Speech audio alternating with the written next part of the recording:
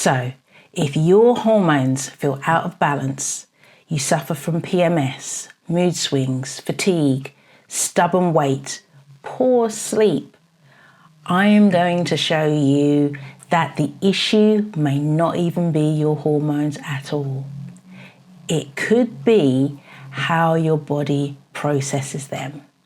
And that process happens in your liver.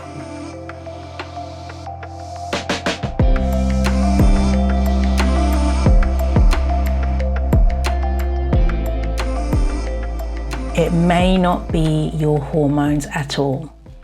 What you're seeing right now is not actually a hormone problem, it's a processing problem.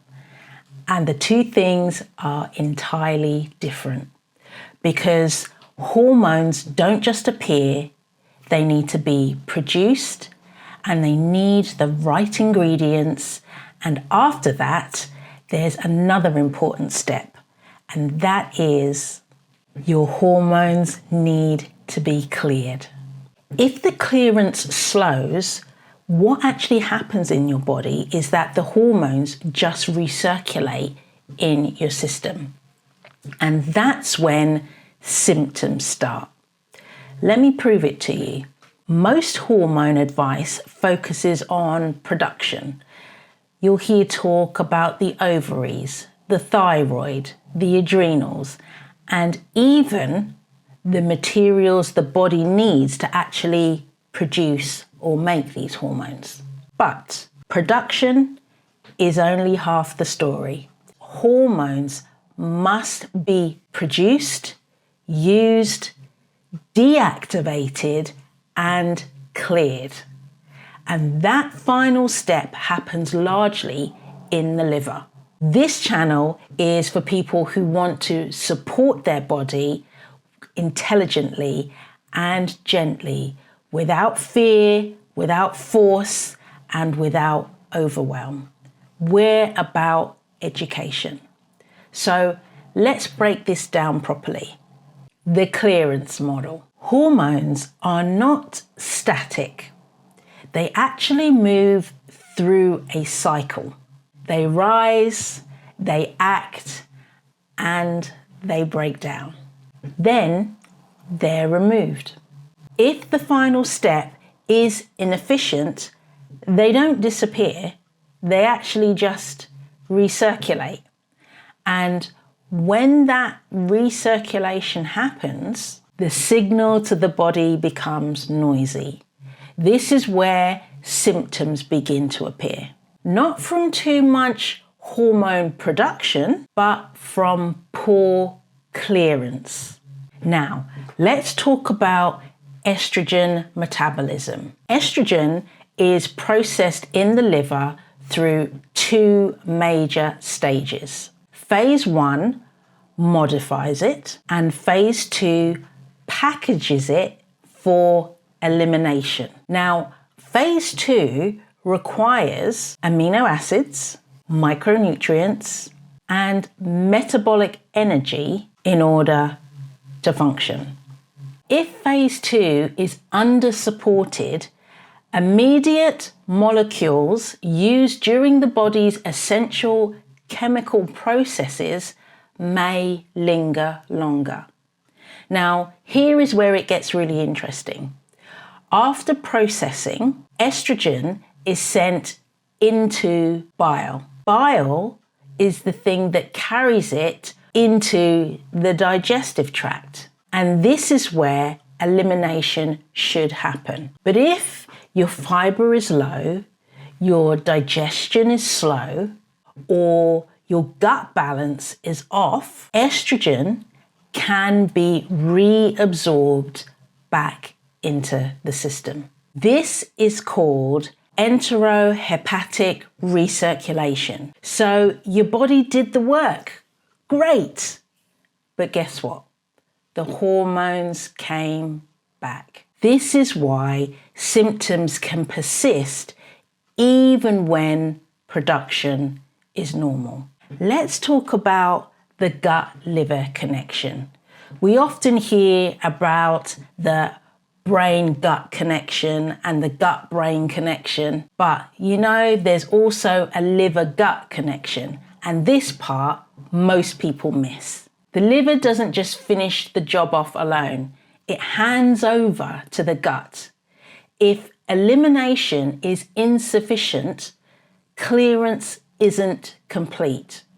So when someone says, my hormones are out of balance, a better question really would be, is my clearance system working efficiently? In other words, are you regularly going to the bathroom to do a number 2? Now, what about the thyroid? Because sometimes we hear people say that you're not converting what your thyroid is producing. You see, your thyroid produces mostly T4. T4 is not very active, and it needs to convert to T3, which is the active hormone. This conversion happens in multiple tissues, but the liver is a major contributor. If metabolic conditions such as inflammation, poor nutrition, blood sugar instability are off, conversion can become less efficient. This can feel like fatigue, brain fog, cold sensitivity, and low motivation. This can happen even when your labs from a normal blood test appear normal and shows everything to be okay. Sometimes the problem actually isn't the thyroid. The system supporting conversion is the problem. What about handling cortisol? We've all heard the word cortisol, and actually cortisol has been given a bad name because you and I know that cortisol is your stress hormone. You need it, but it must be regulated and metabolized. Again, the liver plays a role in this process, not as a simple drain to flush through and get rid of, but as part of a larger regulatory system. When the body's processing load is really, really high, stress signals persist for even longer. And that means that your recovery window shrinks. This regulation becomes less efficient, and you can feel wired and tired, have poor sleep, afternoon crashes, and even difficulty switching off. Again, not just production, processing. What happens when the system is overloaded? The liver doesn't just struggle because of one thing.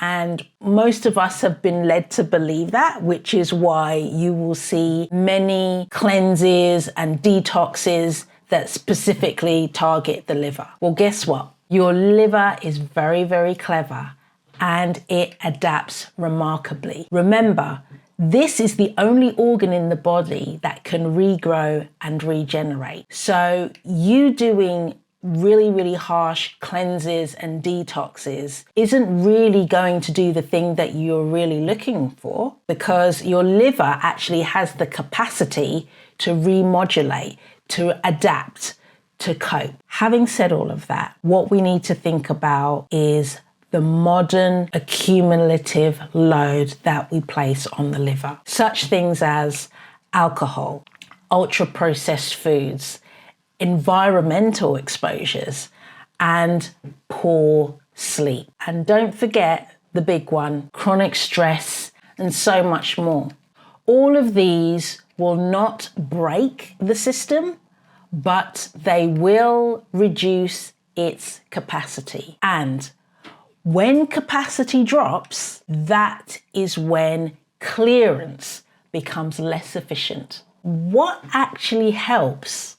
Well, for one thing, it is not extreme detox. It is not restriction. It is not punishment. It is, however, support, consistent support. Focus on adequate protein to support phase 2. Add fiber so you have good elimination, like cruciferous vegetables.